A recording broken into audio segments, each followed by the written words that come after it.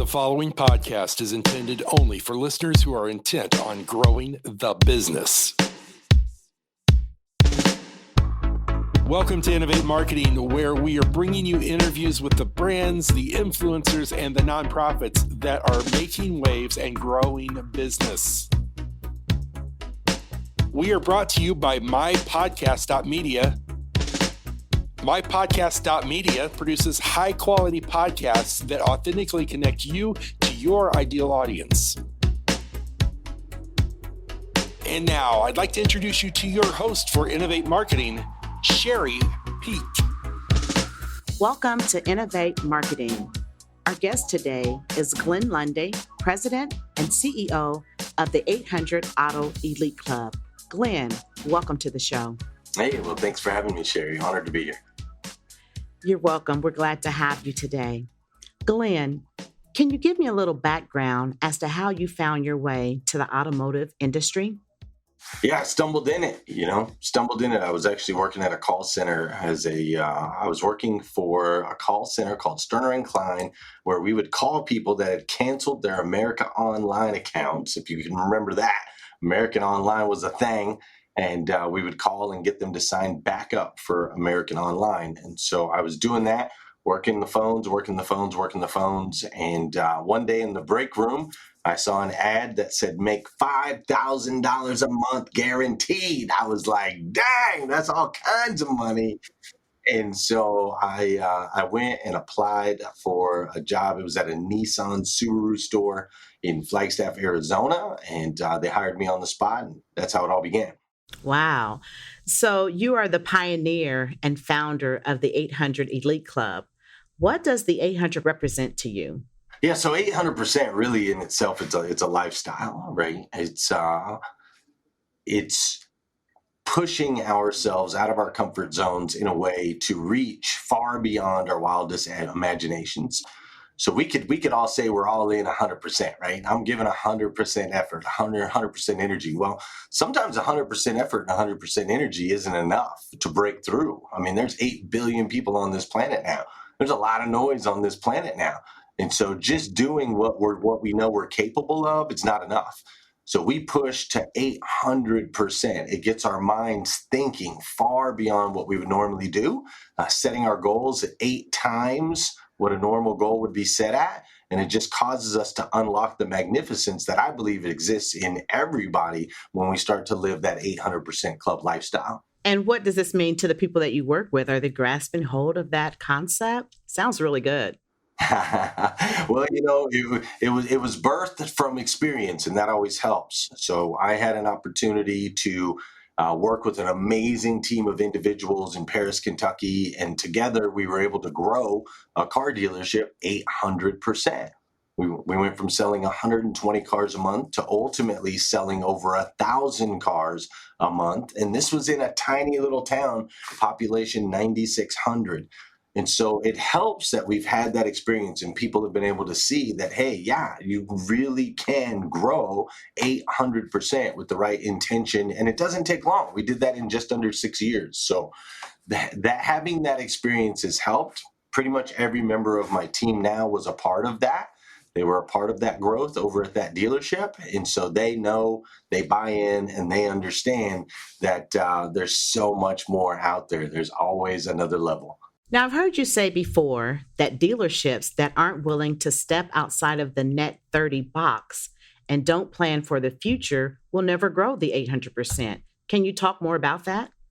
Yeah, so in the auto industry specifically, maybe other industries as well, but the auto industry was built around a 30-day window, right? So there's a very common phrase in the auto industry of hero to zero. So on the first of every month, the managers pull their teams in and they say, all right, you guys were heroes last month, but now you're a zero. Get back to it, hero to zero. And the manufacturers, they change their incentives every single month. We look at our profit and loss statements every single month. We settle up our months every single month. And so it's really built in these 30-day windows. And the reality is, if you want to build a massive, long-lasting, very profitable company that's growing, you have to be able to think beyond 30 days at a time.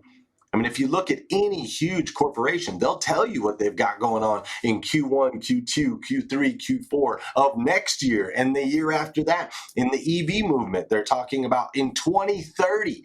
The plan is in 2030, which is 8 years from now.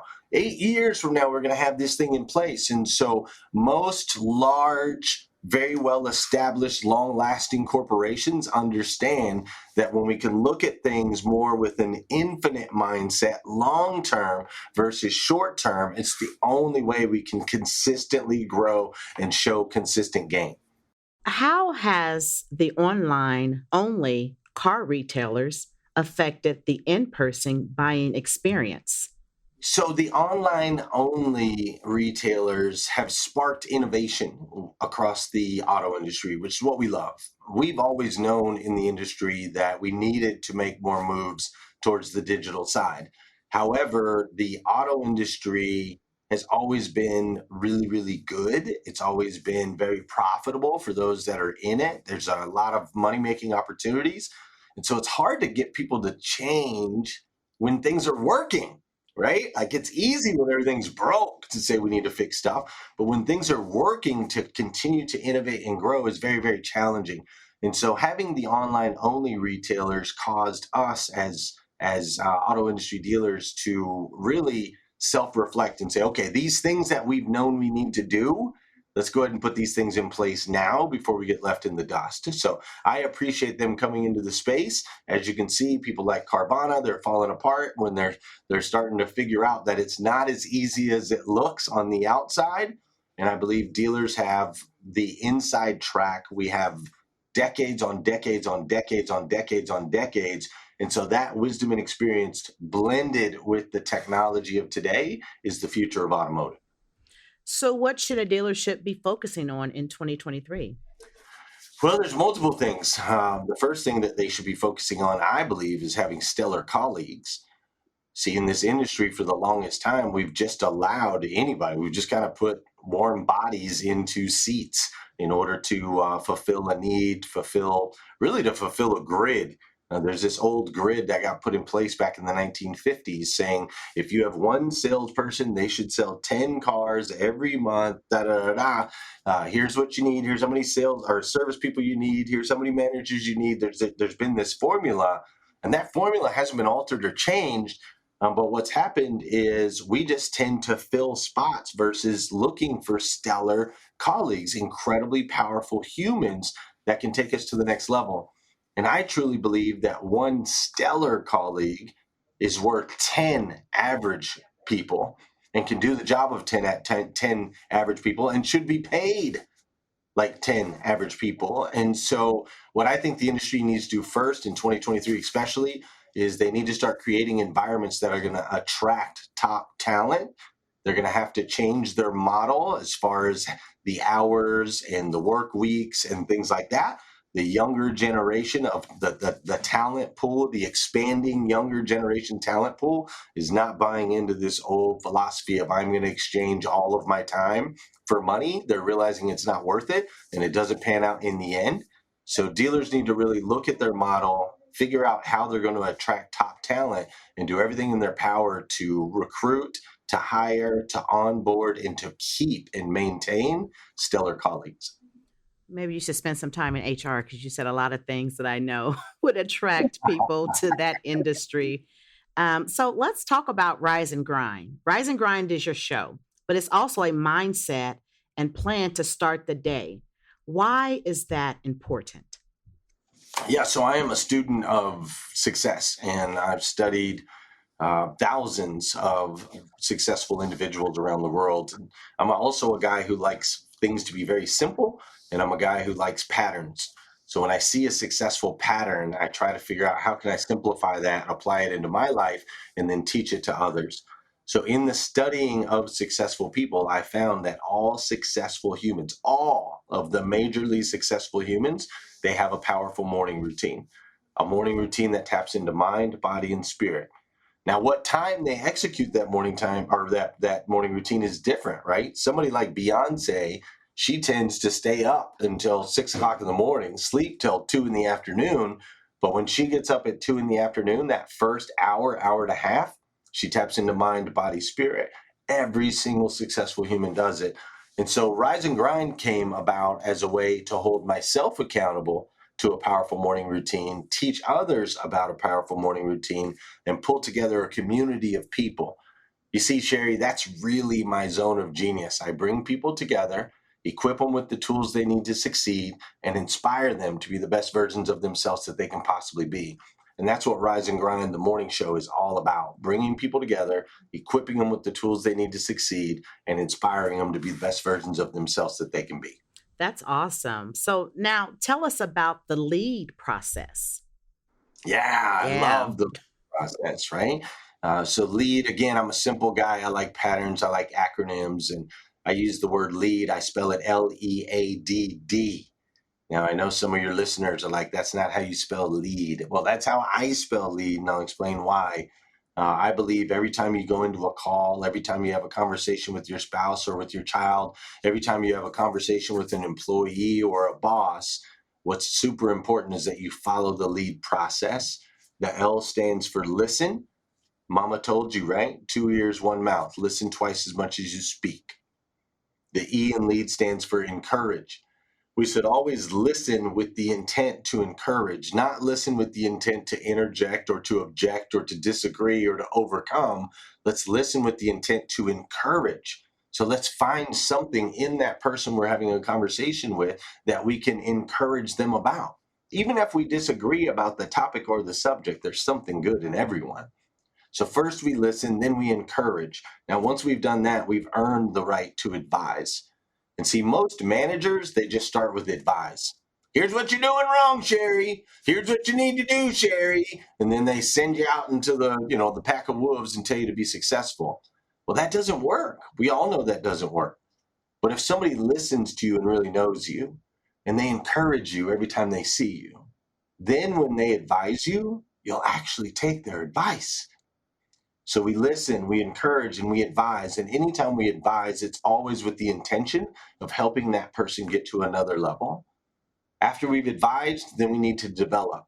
The D stands for develop. Please, please, please never tell someone what to do without taking the time to show them how to do it. We do this often in the auto industry. We'll tell people what to do, but we don't have time to hold their hand. Well, I'm sorry, as a great leader, you're gonna have to hold some hands. I hold my kids' hands as they cross the street because I want to make sure to lead them safely to wherever they're going. I hold my wife's hand because I want to lead her into a trusting, faithful, loving marriage. It's the same thing with our employees, anybody that we're working with. We need to develop that, and that takes time. And so sometimes we got to hold their hand and walk them through the process until they truly understand it, they grasp it, they get it. So if you listen, encourage, advise, and develop, and do it daily, which is the last D, do it daily. If you listen, encourage, advise, and develop before you go into a prospecting call, listen, encourage, advise, and develop before you have a conversation, or while you're having a conversation with your kids, your spouse, a friend, someone you're trying to negotiate with. If you follow that process, you will find very, very frequently that you're able to move the needle in your direction. That is such a practical yet powerful process. And I love how you demonstrated it could be used across the board. And oh my God, we need just some simple things that we can do, not only in our families, but our communities, as well as our business environments. So that's a wonderful process. I love that. So tell me, Glenn, what is the most common mistake you see sales leaders make or sales teams? There's a lot, and we've tapped into some of them already, right? It's very common to see, most in the auto industry specifically, that the way that a business starts its day is typically, it's awful, really. It's awful, right? And just like an individual, in order to be successful, needs to have a powerful morning routine, businesses need to have a powerful morning routine as well, one that taps into mind, body, and spirit. So what I always recommend, very first thing I do when I go in and I work with the dealership, the very first thing we do is we change the way they start their day. And we have daily morning meetings. And in those daily morning meetings, guess what? We follow the lead process where we listen, encourage, advise, and develop. And we do that every single day. So I think the biggest mistake that businesses make today is they're not intentional enough about making sure to get the most out of each and every individual that's a part of the team. They're so focused on the dollars, the profits, the strategies, the marketing, so on and so forth. Whereas if you could just get a little bit more out of each individual, all of those other things come into place. So I would say that's the number one thing, number one mistake most businesses make is they don't spend enough intentional time developing their people. Clubhouse. How have you leveraged Clubhouse, such a popular platform? How have you leveraged Clubhouse? Well, we showed up every day, and we have for 2 years now. People in today's day and age, and probably forever, if you really think about it, people respect and connect with consistency. People respect and connect with authenticity. People respect and connect with integrity. And so the way that we leverage the platform is we created authentic, consistent spaces within a very integral conversations. We have very strict core values that we adhere to when we're in those rooms. And ultimately what it does is it creates a trusted space where people can come and they know exactly what they're going to get. Now, it goes back to one of the main things I mentioned earlier is I'm a huge advocate for bringing people together, equipping them with the tools they need to succeed, and inspiring them to be the best versions of themselves that they possibly be.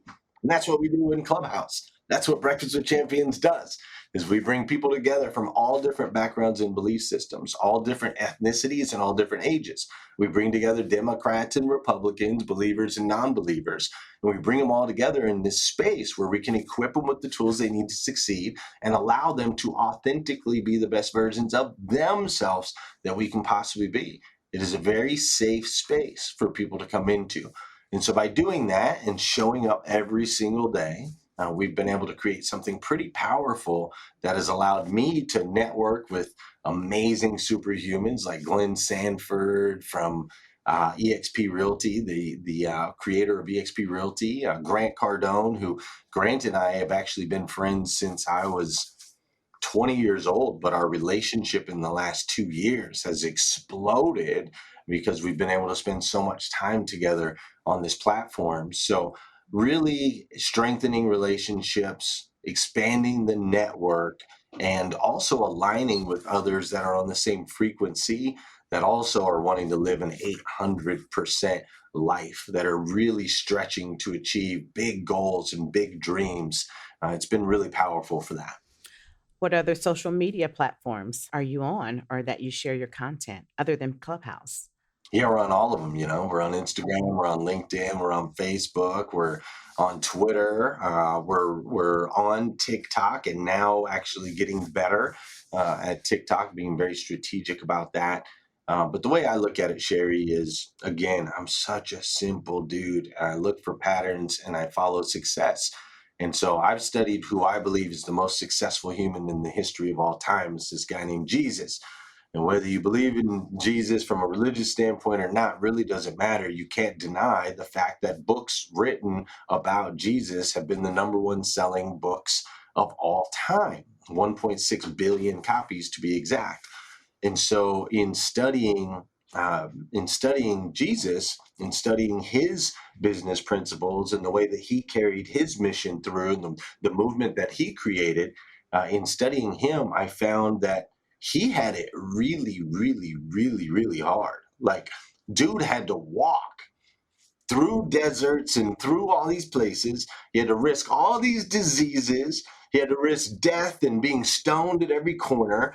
He had to risk being jailed, all of these things just to get an audience of like 50 people so that he could pour his message, right? And then he'd have to walk to another city. It shows all together. He walked like through 22 different cities in his mission over 3 years, right? And so he had it freaking hard. And he was able to completely change, not just completely change the world, but transform people's lives up till this day, 2,000 years later from his activities 2,000 years ago. And so I look at that and I'm like, holy smokes, you mean to tell me I can reach 500 people and I don't even have to wear pants? Like, you don't even know if I'm wearing pants right now, right? Like, I hope you are. I am in this case. But technically, we can sit here in our air-conditioned spaces Mm-hmm. with our microphones and our video cameras that are very inexpensive, connected to this Internet of Things that connects us to 8 billion people across the planet. We don't even have to leave the comfort of our own home to be able to deliver a message. And so when I look at that, I'm like, holy smokes, dude, if Jesus could do what he did with none of this, the least I can do is take the blessings and the miracle that I consider my life to be. Like, God saved me. And so the least I can do is use Twitter, Facebook, Instagram, LinkedIn, Clubhouse, TikTok. Like, the least I can do is use these free platforms to deliver a message of hope, to equip people with the tools they need to succeed, to bring people together, and to inspire people to be the best versions of themselves that they can be. That's awesome. I know when we started talking initially before we went live, I mentioned a conference that you hosted in 2019 called Grow Your Business for God's Sake. It was a live event. Now we're post pandemic. Where does live events fit on your calendar? Do you see yourself doing more of those? Or are you currently hosting any events? Yeah, so we like to do events. I'm a big fan of events. I used to do kind of blanket, wide open, bigger events. And what we found is we're really, really, really, really, really good at niche events with anywhere from 100 to 150 people right in there, and really getting granular on one specific topic. See, one thing I found with events is a lot of times you go to an event, you come back with 80 pages of notes, and then you don't know where to start because you've got notes on marketing, you've got notes on sales, you've got notes on this, and you don't know where to start. So what we do now is in the automotive space, I have 3 events a year, and each of those events have one topic. Our next event is in February. It's called the Growth Matters Summit. So all we're going to talk about is growth. That's it. And every speaker is going to answer a question: what does growth look like in 2023 and beyond?